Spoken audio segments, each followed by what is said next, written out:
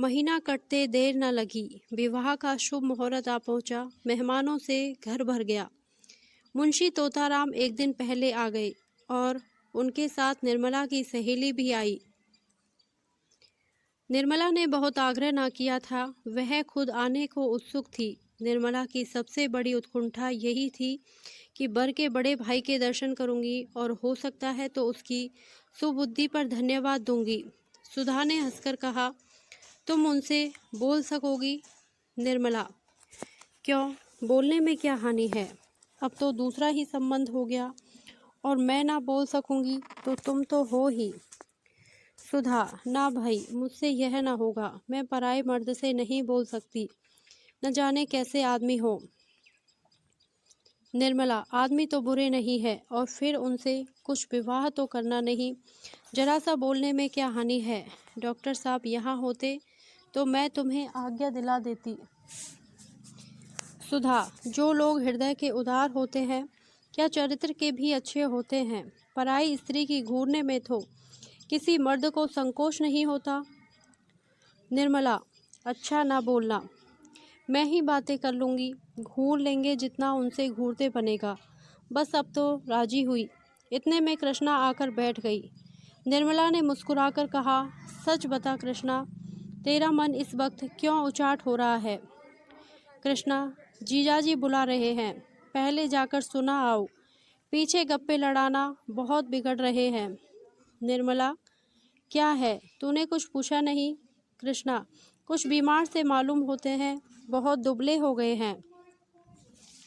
निर्मला, तो जरा बैठकर उनका मन बहला देती, यहाँ दौड़ी क्यों चली आई? यह कहो ईश्वर ने कृपा की, नहीं तो ऐसा ही पुरुष तुझे भी मिलता।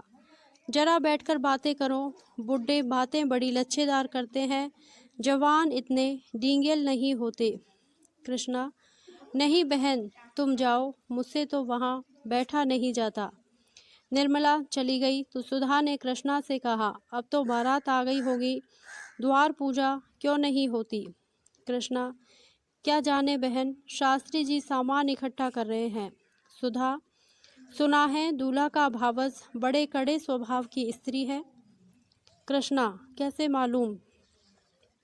सुधा, मैंने सुना है, इसलिए चेताए देती हूँ, चार बातें गम खाकर रहना होगा। कृष्णा, मेरी झगड़ने की आदत नहीं। जब मेरी तरफ से कोई शिकायत ही ना पाएगी तो क्या अनायास ही बिगड़ेगी? सुधा, हाँ, सुना तो ऐसा ही है, झूठ मूठ लड़ा करती है। कृष्णा, मैं तो 100 बात की एक बात जानती हूँ, नम्रता पत्थर को भी मोम कर देती है। सहसा शोर मचा, बारात आ रही है। दोनों रमणियाँ खिड़की के सामने आ बैठी। एक क्षण में निर्मला भी आ पहुँची। बर के बड़े भाई को देखने की उसे बड़ी उत्सुकता हो रही थी। सुधा ने कहा, कैसे पता चलेगा कि बड़े भाई कौन है? निर्मला, शास्त्री जी से पूछूं तो मालूम हो। हाथी पर तो कृष्णा के ससुर महाशय हैं। अच्छा, डॉक्टर साहब यहाँ कैसे पहुँचे? वह घोड़े पर क्या है, देखती नहीं हो? सुधा, हाँ, है तो वही। निर्मला, उन लोगों से मित्रता होगी, कोई संबंध तो नहीं है? सुधा, अब भेंट हो तो पूछूं, मुझे तो कुछ नहीं मालूम। निर्मला, पालकी में जो महाशय बैठे हुए हैं वह तो दूल्हा के भाई जैसे नहीं दिखते। सुधा, बिल्कुल नहीं, मालूम होता है सारी देह में पेट ही पेट है। निर्मला, दूसरे हाथी पर कौन बैठा है, समझ में नहीं आता। सुधा, कोई हो, दूल्हा का भाई नहीं हो सकता। उसकी उम्र नहीं देखती हो, 40 के ऊपर होंगी। निर्मला, शास्त्री जी तो इस वक्त द्वार पूजा की फिक्र में हैं, नहीं तो उनसे पूछती। संयोग से नाई आ गया। संदूकों की कुलियाँ निर्मला के पास थी। इस वक्त द्वार चार के लिए कुछ रुपए की ज़रूरत थी, माता ने भेजा था। यह नाई भी पंडित मोटे राम जी के साथ तिलक लेकर गया था। निर्मला ने कहा, क्या अभी रुपए चाहिए? नाई, हाँ बहन जी, चलकर दे दीजिए। निर्मला, अच्छा चलती हूँ, पहले यह बता, तू दूल्हा के बड़े भाई को पहचानता है? नाई, पहचानता काहे नहीं, वह क्या सामने है? निर्मला, कहाँ, मैं तो नहीं देखती। नाई, अरे वह क्या घोड़े पर सवार हैं, वही तो हैं। निर्मला ने चकित होकर कहा, क्या कहता है? घोड़े पर दूल्हा के भाई हैं? पहचानता है या अटकल से कह रहा है? नाई, अरे बहन जी, क्या इतना भूल जाऊंगा? अभी तो जलपान का सामान दिए चला आता हूँ। निर्मला, अरे यह तो डॉक्टर साहब हैं, मेरे पड़ोस में रहते हैं। नाई, हाँ हाँ, वही तो डॉक्टर साहब हैं। निर्मला ने सुधा की ओर देखकर कहा, सुनती हो बहन इसकी बातें? सुधा ने हंसी रोककर कहा, झूठ बोलता है। नाई, अच्छा साहब, झूठ ही सही, अब बड़ों के मुंह कौन लगे। अभी शास्त्री जी से पुछवा दूंगा, तब तो मानिएगा। नाई के आने में देर हुई। मोटे राम खुद आंगन में आकर शोर मचाने लगे। इस घर की मर्यादा रखना ईश्वर के हाथ है। नाई घंटे भर से आया हुआ है और अभी तक रुपए नहीं मिले। निर्मला, जरा यहाँ चले आइएगा शास्त्री जी, कितने रुपए दरकरार हैं, निकाल दूं? शास्त्री जी भुनभुनाते और जोर जोर से हाँफते हुए ऊपर आए और एक लंबी सांस लेकर बोले, क्या है? यह बातों का समय नहीं है, जल्दी से रुपए निकाल दो। निर्मला, लीजिए, निकाल तो रही हूँ, अब क्या मुँह के बल गिर पड़ूं? पहले यह बताइए कि दूल्हा के बड़े भाई कौन हैं? शास्त्री जी, रामे राम, इतनी सी बात के लिए मुझे आकाश पर लटका दिया। नाई क्या ना पहचानता था? निर्मला, नाई तो कहता है कि वह जो घोड़े पर सवार है वही है। शास्त्री जी, तो फिर किसे बता दे, वही तो है ही। नाई, घड़ी भर से कह रहा हूँ पर बहन जी मानती ही नहीं। निर्मला ने सुधा की ओर स्नेह, ममता, विनोद, कृत्रिम तिरस्कार की दृष्टि से देखकर कहा, अच्छा तो तुम ही अब तक मेरे साथ यह त्रिया चरित्र खेल रही थी। मैं जानती तो तुम्हें यहाँ बुलाती ही नहीं। ओफो, बड़ा गहरा पेट है तुम्हारा। तुम महीनों से मेरे साथ शरारत करती चली आती हो और कभी भूल से भी इस विषय का एक शब्द तुम्हारे मुंह से नहीं निकला। मैं तो 2-4 दिन में ही उबल पड़ती। सुधा, तुम्हें मालूम हो जाता तो तुम मेरे यहाँ आती ही क्यों? निर्मला, गज़ब रे गज़ब, मैं डॉक्टर साहब से कई बार बातें कर चुकी हूँ। तुम्हारे ऊपर यह सारा पाप पड़ेगा। देखा कृष्णा, तूने अपनी जेठानी की शरारत, यह ऐसी मायाविनी है, इनसे डरती रहना। कृष्णा, मैं तो ऐसी देवी के चरण धो धोकर माथे चढ़ाऊंगी, धन्यवाद कि इनके दर्शन हुए। निर्मला, अब समझ गई, रुपए भी तुम ही ने भिजवाए होंगे। अब सिर हिलाया तो सच कहती हूँ मार बैठूंगी। सुधा, अपने घर बुलाकर के मेहमान का अपमान नहीं किया जाता। निर्मला, देखो तो अभी कैसी कैसी खबरें लेती हूँ। मैंने तुम्हारा मान रखने को जरा सा लिख दिया था और तुम सचमुच आ पहुँची। भला वहाँ वाले क्या कहते होंगे? सुधा, सबसे कहकर आई हूँ। निर्मला, अब तुम्हारे पास कभी ना आऊँगी। इतना तो इशारा कर देती कि डॉक्टर साहब से पर्दा रखना। सुधा, उनके देख लेने ही से कौन बुराई हो गई? ना देखते तो अपनी किस्मत को रोते। कैसे जानते कैसे कि लोभ में पड़कर कैसी चीज़ खो दी। अब तो तुम्हें देखकर लालाजी हाथ मलकर रह जाते हैं। मुंह से तो कुछ नहीं कह सकते पर मन में अपनी भूल पर पछताते हैं। निर्मला, अब तुम्हारे घर कभी ना आऊँगी। सुधा, अब पिंड नहीं छूट सकता। मैंने कौन तुम्हारे घर की राह नहीं देखी है। द्वार पूजा समाप्त हो चुकी थी। मेहमान लोग बैठे जलपान कर रहे थे। मुंशी जी की बगल में ही डॉक्टर सिन्हा बैठे हुए थे। निर्मला ने कोठे पर चिक्की आड़ से उन्हें देखा और कलेजा थाम कर रह गई। एक आरोग्य, यौवन और प्रतिभा का देवता था, पर दूसरा इस विषय में कुछ न कहना ही उचित है। निर्मला ने डॉक्टर साहब को सैकड़ों ही बार देखा था, पर आज उसके हृदय में जो विचार उठे वे कभी ना उठे थे। बार बार यह जी चाहता था कि बुलाकर खूब फटकारूं, ऐसे ऐसे ताने मारूं कि वह भी याद करें, रुला रुला कर छोड़ूं, मगर रहम करके रह जाती। बारात जनवासे चली गई थी, भोजन की तैयारी हो रही थी। निर्मला भोजन के थाल चुनने में व्यस्त थी। सहसा मेहरी ने आकर कहा, बिट्टी, तुम्हें सुधा रानी बुला रही हैं, तुम्हारे कमरे में बैठी हैं। निर्मला ने थाल छोड़ दिए और घबराई हुई सुधा के पास आई, मगर अंदर कदम रखते ही ठिठक गई। डॉक्टर सिन्हा खड़े थे। सुधा ने मुस्कुराकर कहा, लो बहन, बुला दिया, अब जितना चाहो फटकारो, मैं दरवाज़ा रोके खड़ी हूँ, भाग नहीं सकते। डॉक्टर साहब ने गंभीर भाव से कहा, भागता कौन है, यहाँ तो सिर झुकाए खड़ा हूँ। निर्मला ने हाथ जोड़कर कहा, इसी तरह सदा कृपा दृष्टि रखिएगा, भूल न जाइएगा, यह मेरी विनय है। कृष्णा के विवाह के बाद सुधा चली गई, लेकिन निर्मला मैके ही में रही। वकील साहब बार बार लिखते थे, पर वह न जाती थी। वहाँ जाने को उसका जी न चाहता था। वहाँ कोई ऐसी चीज़ न थी जो उसे खींच ले जाए। यहाँ माता की सेवा और छोटे भाइयों की देखभाल में उसका समय बड़े आनंद से कट जाता था।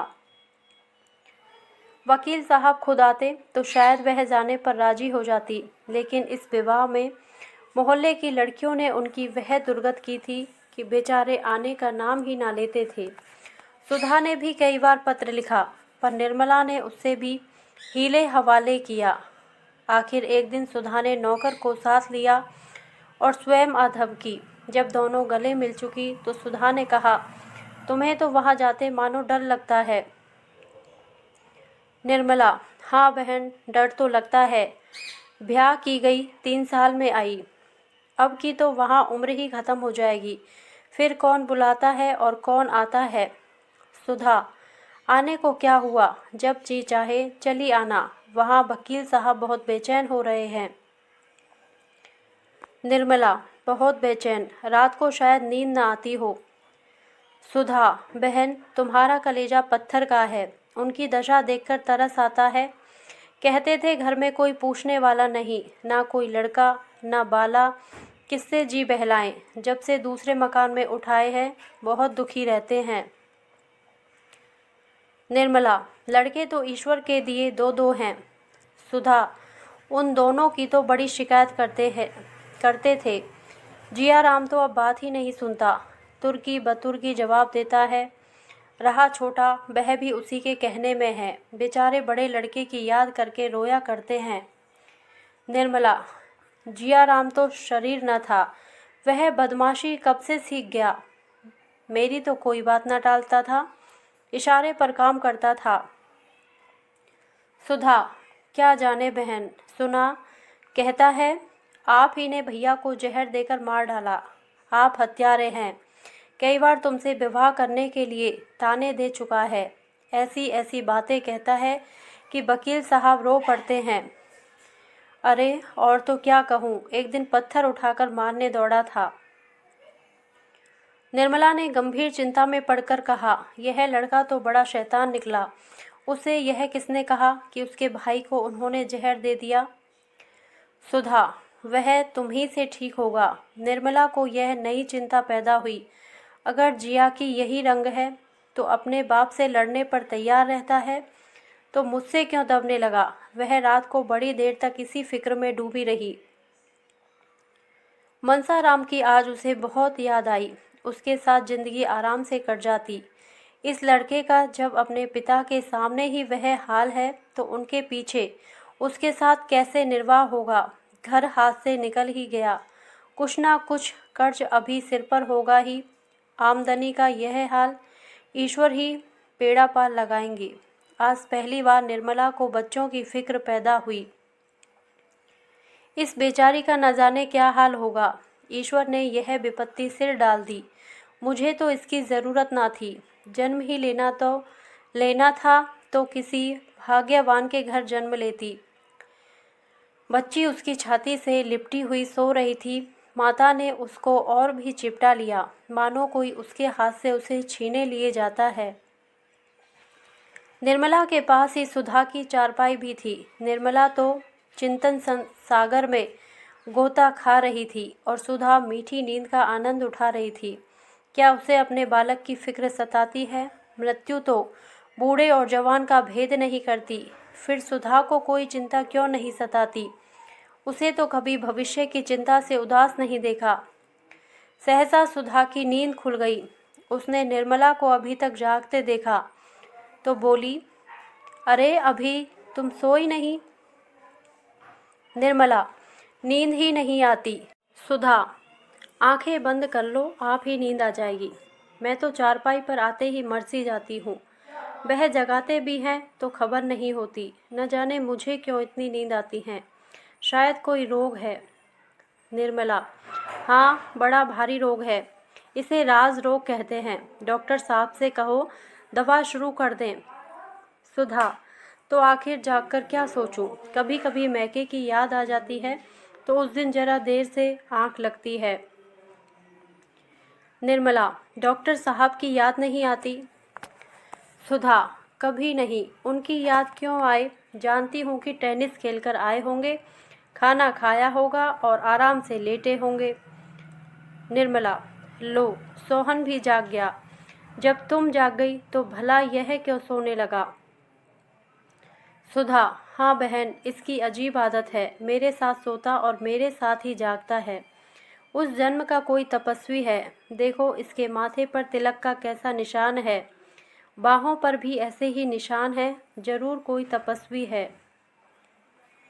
निर्मला, तपस्वी लोग तो चंदन तिलक नहीं लगाते। उस जन्म का कोई धूर्त पुजारी होगा। क्यों रे, तू कहाँ का पुजारी था, बता? सुधा, इसका ब्याह मैं बच्ची से करूँगी। निर्मला, चलो बहन, गाली देती हो। बहन से भी भाई का ब्याह होता है। सुधा, मैं तो करूँगी, चाहे कोई कुछ कहे। ऐसी सुंदर बहू और कहाँ पाऊँगी? जरा देखो तो बहन, इसकी देह कुछ गर्म है या मुझको ही मालूम होती है? निर्मला ने सोहन का माथा छूकर कहा, नहीं नहीं, देह गर्म है। यह ज्वर कब आ गया? दूध तो पी रहा है ना? सुधा, अभी सोया था, तब तो देह ठंडी थी, शायद सर्दी लग गई। उड़ाकर सुलाए देती हूँ, सवेरे तक ठीक हो जाएगा।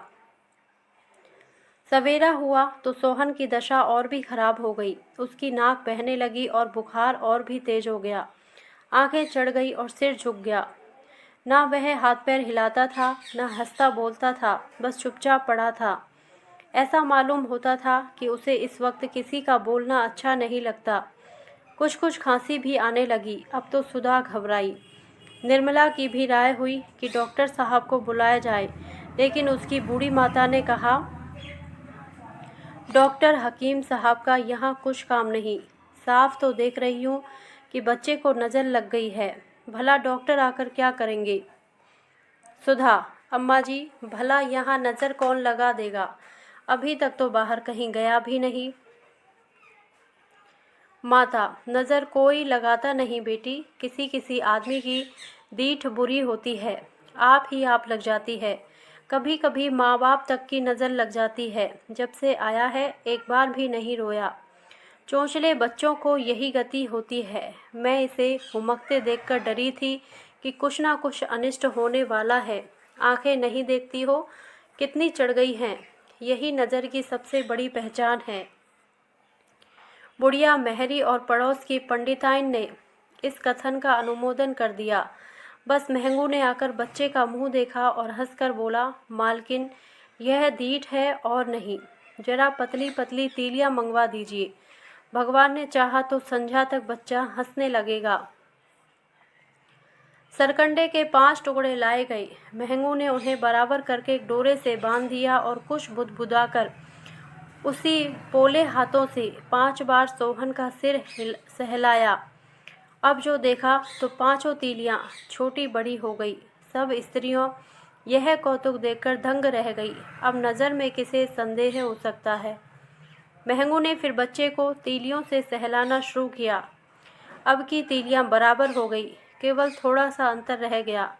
यह सब इस बात का प्रमाण था कि नज़र का असर अब थोड़ा सा और रह गया है।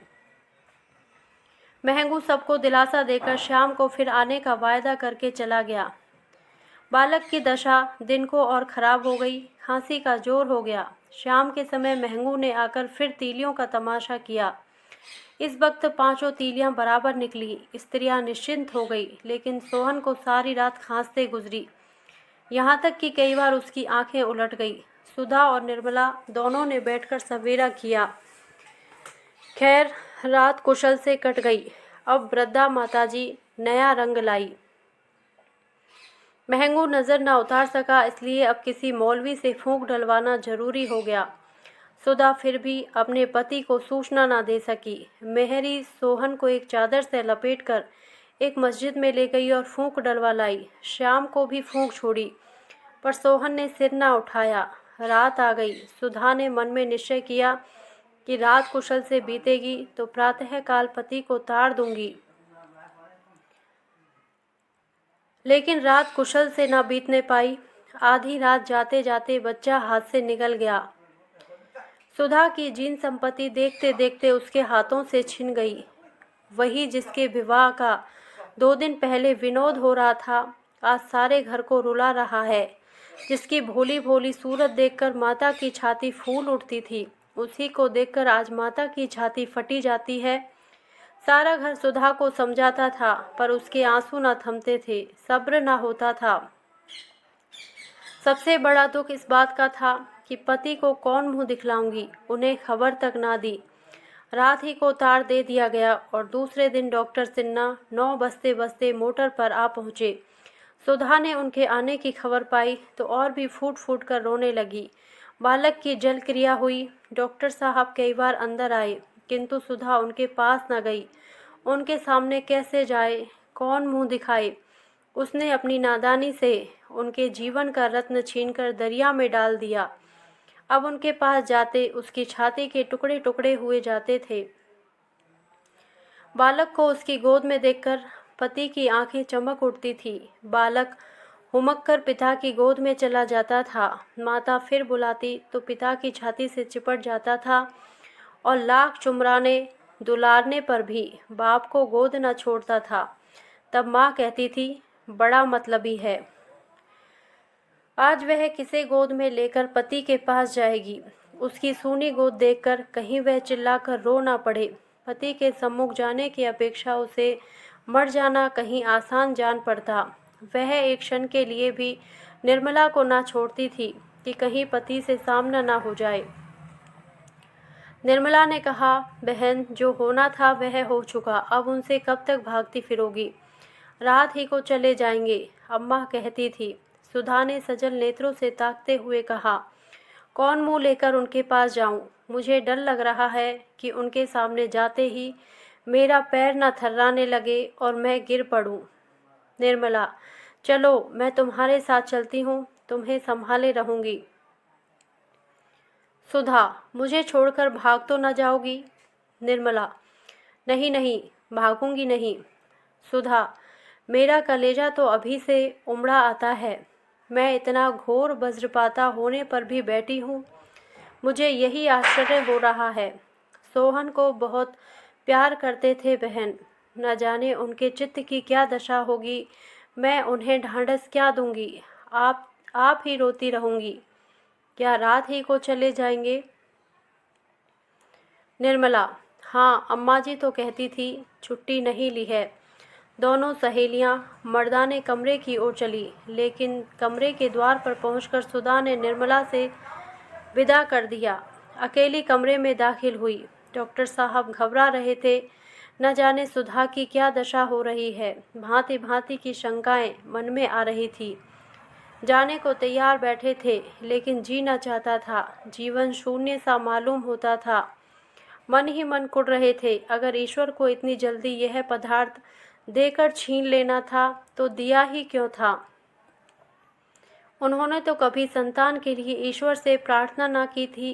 वह आजन्म निसंतान रह सकते थे, पर संतान पाकर उससे वंचित हो जाना उन्हें असह्य जान पड़ता था। क्या सचमुच मनुष्य ईश्वर का खिलौना है? यही मानव जीवन का महत्व है। यह केवल बालकों का घरौंदा है, जिसके बनने का न कोई हेतु है न बिगड़ने का। फिर बालकों को भी तो अपने घरौंदे से, अपनी कागज़ की नावों से, अपनी लकड़ी के घोड़ों से ममता होती है। अच्छे खिलौने का वह जान के पीछे छिपा कर रखते हैं। अगर ईश्वर बालक ही है तो वह विचित्र बालक है, किंतु बुद्धि तो ईश्वर का यह रूप स्वीकार नहीं करती। अनंत सृष्टि का कर्ता उद्दंड बालक नहीं हो सकता। हम उसे उन सारे गुणों से विभूषित करते हैं जो हमारी बुद्धि का पहुँच से बाहर है। खिलाड़ीपन तो साउन महान गुणों में नहीं। क्या हंसते खेलते बालकों का प्राण हल लेना खेल है? क्या ईश्वर ऐसा पैशाचिक खेल खेलता है? सहसा सुधा दबे पांव कमरे में दाखिल हुई।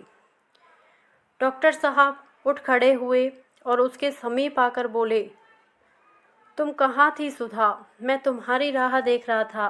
सुधा की आंखों से कमरा तैरता हुआ जान पड़ा।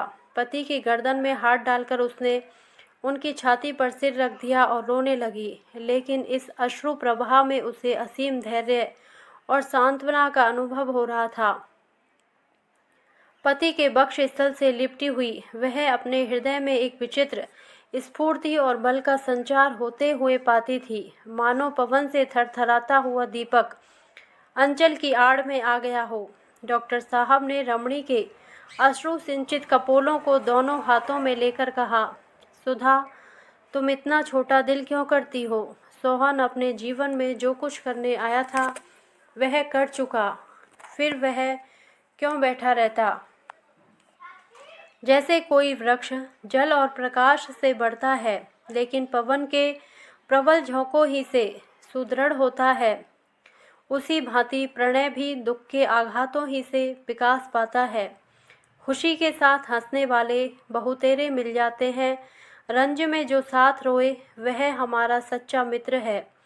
जिन प्रेमियों को साथ रोना नहीं नसीब हुआ वे मोहब्बत के मज़े क्या जाने। सोहन की मृत्यु ने आज हमारे द्वैत को बिल्कुल मिटा दिया। आज ही हमने एक दूसरे का सच्चा स्वरूप देखा। सुधा ने सिसकते हुए कहा, मैं नज़र के धोखे में थी। हाय, तुम उसका मुंह भी न देखने पाए। न जाने इन सदिनों उसे इतनी समझ कहाँ से आ गई थी। जब मुझे रोते देखता तो अपने कष्ट भूलकर मुस्कुरा देता। तीसरे ही दिन मेरे लाडले की आंख बंद हो गई, कुछ दवा दर्पण भी ना करने पाई। यह कहते कहते सुधा की आंसू फिर उमड़ आए। डॉक्टर सिन्हा ने उसे सीने से लगाकर करुणा से कांपती हुई आवाज़ में कहा, प्रिय, आज तक कोई ऐसा बालक या वृद्ध न मरा होगा जिससे घर वालों की दवा दर्पण की लालसा पूरी हो गई। सुधा, निर्मला ने मेरी बड़ी मदद की। मैं तो एक आध झपकी भी ले लेती थी, पर उसकी आंखें नहीं झपकी। रात रात लिए बैठी या टहलती रहती थी। उसके एहसान कभी ना भूलूंगी। क्या तुम आज ही जा रहे हो? डॉक्टर, हाँ, छुट्टी लेने का मौका ना था। सिविल सर्जन शिकार खेलने गया हुआ था। सुधा, यह सब हमेशा शिकार ही खेला करते हैं। डॉक्टर, राजाओं को और काम ही क्या है। सुधा, मैं तो आज ना जाने दूंगी। डॉक्टर, जी तो मेरा भी नहीं चाहता। सुधा, तो मत जाओ, तार दे दो, मैं भी तुम्हारे साथ चलूंगी। निर्मला को भी लेती चलूंगी। सुधा वहाँ से लौटी तो उसके हृदय का बोझ हल्का हो गया था। पति की प्रेमपूर्णा कोमल वाणी ने उसके सारे शोक और संताप का हरण कर लिया था। प्रेम में असीम विश्वास है, असीम धैर्य है और असीम बल है। जब हमारे ऊपर कोई बड़ी विपत्ति आ पड़ती है तो उससे हमें केवल दुख ही नहीं होता, हमें दूसरों के ताने भी सहने पड़ते हैं। जनता को हमारे ऊपर टिप्पणियां करने का वह सुअवसर मिल जाता है जिसके लिए वह हमेशा बेचैन रहती है। मनसाराम क्या मरा, मानो समाज को उन पर आवाज़ें कसने का बहाना मिल गया। भीतर की बातें कौन जाने। प्रत्यक्ष बात यह थी कि यह सब सौतेली माँ की करतूत है। चारों तरफ यही चर्चा थी। ईश्वर ना करे लड़कों को सौतेली माँ से पाला पड़े, जिसे अपना बना बनाया घर उजाड़ना हो, अपने प्यारे बच्चों की गर्दन पर छुरी फेरनी हो, वह बच्चों के रहते हुए अपना दूसरा ब्याह करे। ऐसा कभी नहीं देखा कि सौत के आने पर घर तबाह ना हो गया हो। वही बाप जो बच्चों पर जान देता था, सौत के आते ही उन्हीं बच्चों का दुश्मन हो जाता है, उसकी मति ही बदल जाती है। ऐसी देवी ने जन्म ही नहीं लिया जिसने सौत के बच्चों को अपना समझा हो। मुश्किल यह थी कि लोग टिप्पणियों पर संतुष्ट ना होते थे। कुछ ऐसे सज्जन भी थे जिन्हें अब जियाराम और सियाराम से विशेष स्नेह हो गया था। वे दोनों बालकों से बड़ी सहानुभूति प्रकट करते, यहाँ तक कि दो एक महिलाएं तो उसकी माता के शील और स्वभाव को याद करके आंसू बहाने लगती। हाय हाय, बेचारी क्या जानती थी कि उसके मरते ही लाडलों की यह दुर्दशा होगी। अब दूध मक्खन काहे को मिलता होगा। जियाराम कहता, मिलता क्यों नहीं। महिला कहती, मिलता है। अरे बेटा, मिलना भी कई तरह का होता है। पानी वाला दूध टके शेर का मंगा कर रख दिया, पियो चाहे ना पियो, कौन पूछता है। नहीं तो बेचारी नौकर से दूध दुहवा कर मंगवाती थी, वह तो चेहरा ही कह देता है। दूध की सूरत छिपी नहीं रहती, वह सूरत ही नहीं रही।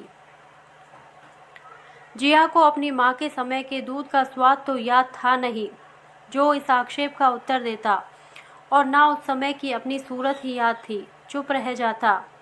इन शुभाकांक्षाओं का असर भी पड़ना स्वाभाविक था। जियाराम को अपने घरवालों से चिढ़ होती जाती थी। मुंशी जी मकान नीलामी हो जाने के बाद दूसरे घर में उठाए तो किराए की फिक्र हुई। निर्मला ने मक्खन बंद कर दिया, वह आमदनी ही नहीं रही तो खर्च कैसे रहता। दोनों का हार अलग कर दिए गए। जियाराम को यह कतर बात बुरी लगती थी। जब निर्मला मैके चली गई तो मुंशी जी ने दूध भी बंद कर दिया। नवजात कन्या की चिंता अभी से उनके सिर पर सवार हो गई थी।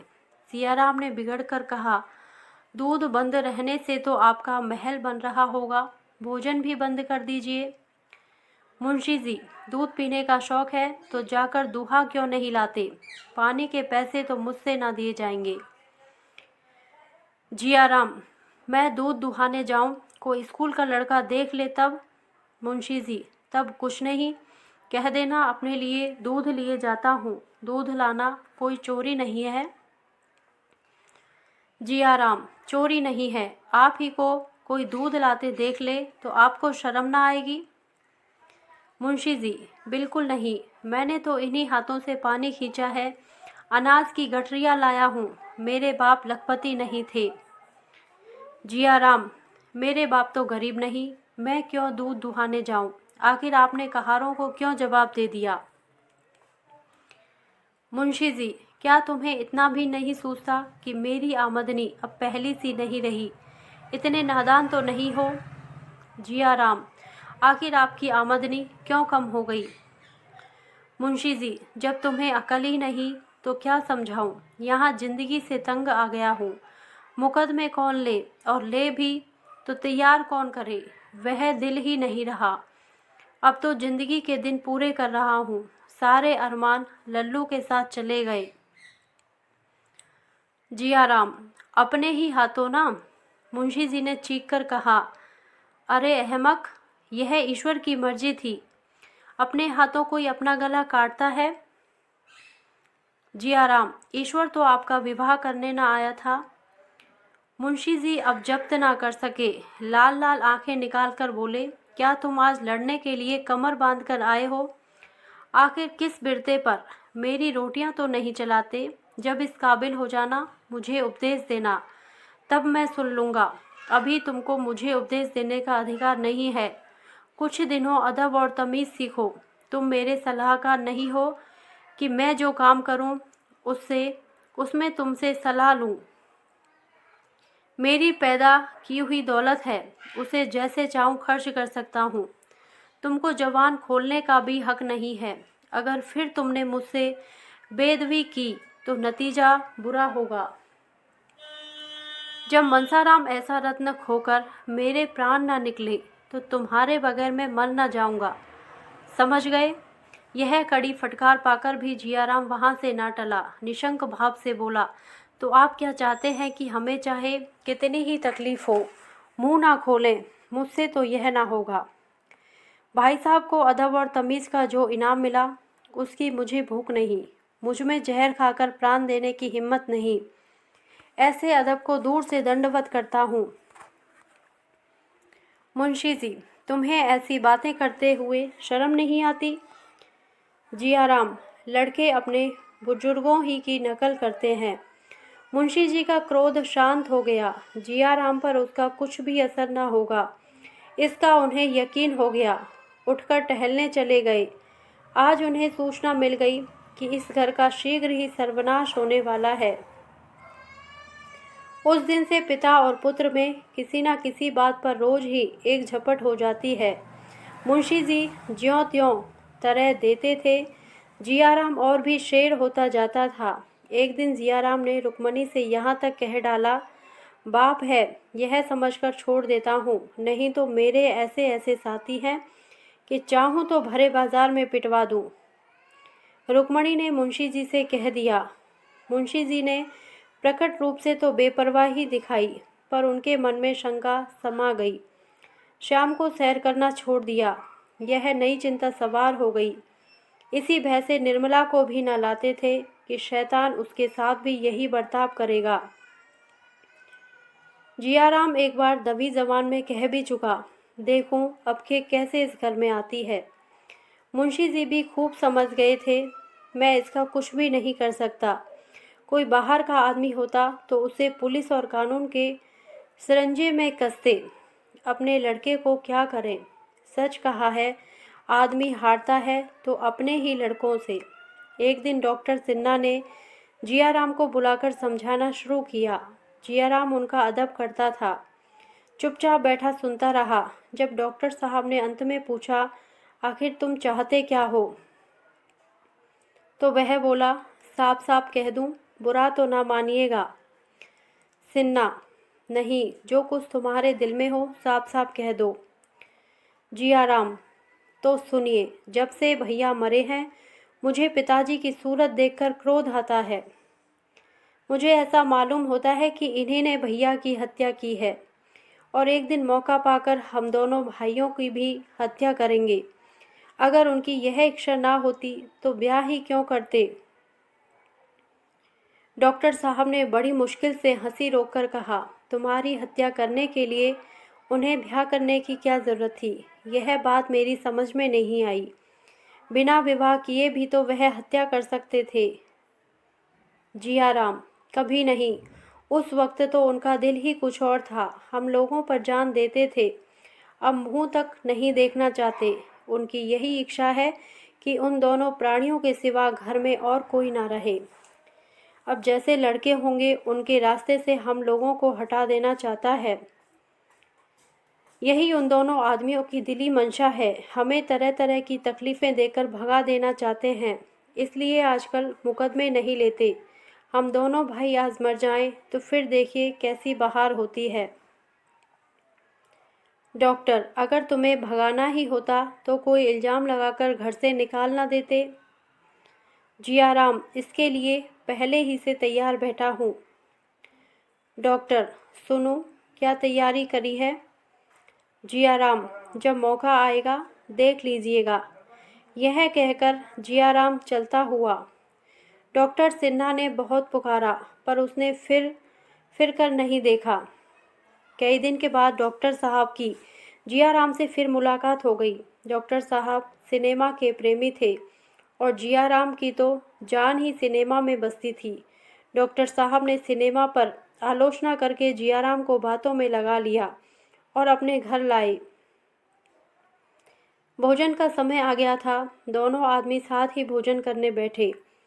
जियाराम को वहाँ भोजन बहुत स्वादिष्ट लगा। बोला, मेरे यहाँ तो जब से महाराज अलग हुआ खाने का मज़ा ही जाता रहा।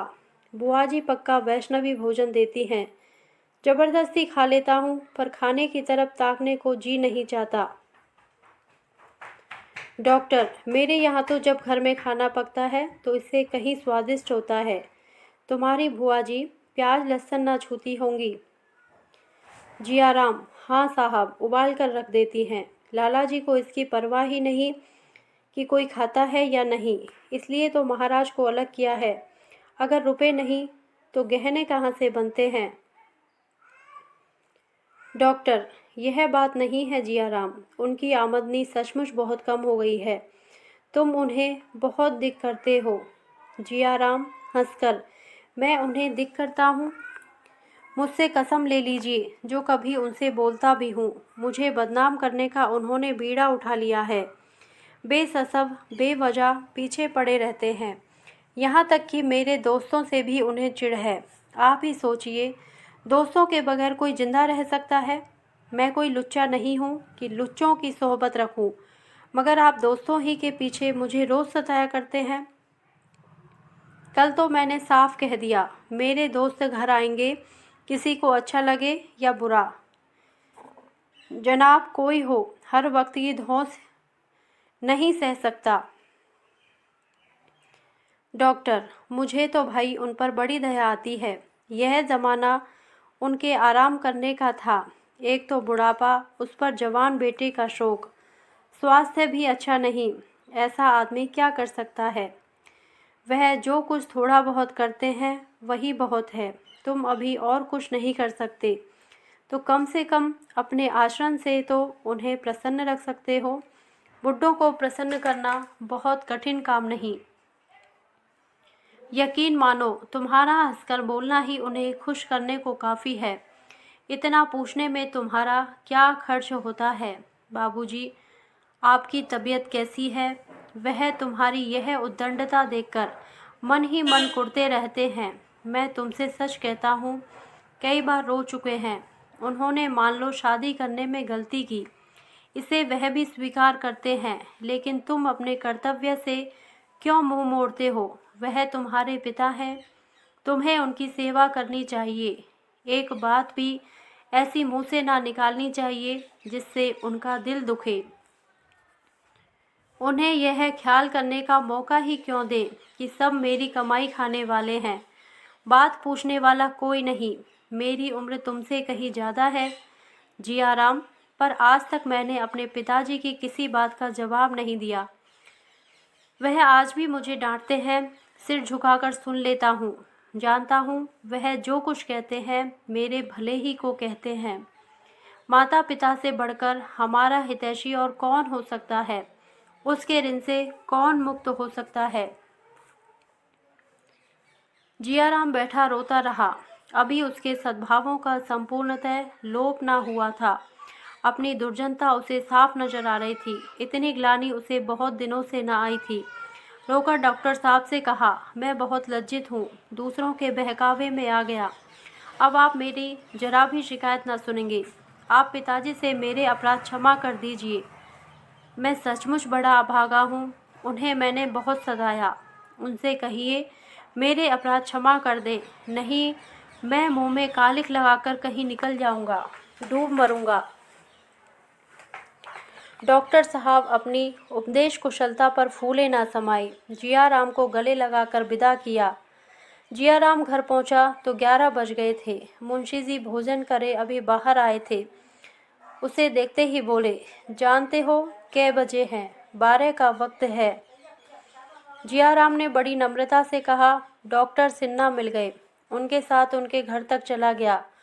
उन्होंने खाने के लिए जिद की, मजबूरन खाना पड़ा, इसी से देर हो गई। मुंशी जी डॉक्टर सिन्हा से दुखड़े रोने गए होंगे या और कोई काम था? जियाराम की नम्रता का चौथा भाग उड़ गया। बोला, दुखड़े रोने की मेरी आदत नहीं है मुंशी जी, जरा भी नहीं। तुम्हारे मुंह में तो जबान ही नहीं। मुझसे जो लोग तुम्हारी बातें करते हैं वह गड़ा करते होंगे।